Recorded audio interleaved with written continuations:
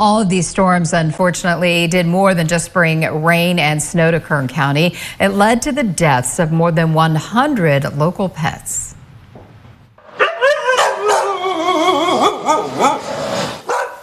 According to the Bakersfield Animal Care Center, many dogs ran away during the storm. The strong winds knocking down fences and also opening up gates. With the weather, like the snow and the rain as well, it actually caused a lot of dogs to actually hit by cars. A lot of cars can't stop, of course, because the roads are wet. Dogs are disoriented because of the wind, and then there's not a lot of places they can go, especially up in like the Tehachapi area where the dogs are kind of bedded down in the snow, and some dogs didn't make it through the snow. The storm has also had a significant impact on the shelter. With highways shut down, there was no way to send dogs to other shelters to do transports, and that left only one option for the very overcrowded facility.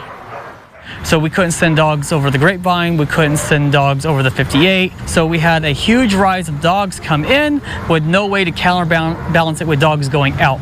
So it really flooded our shelter more so than ever. When we have no dogs going out, no one coming to adopt, the only other option we had was euthanize. Our team took a huge toll this week by euthanizing more dogs than they ever had to do in an average week.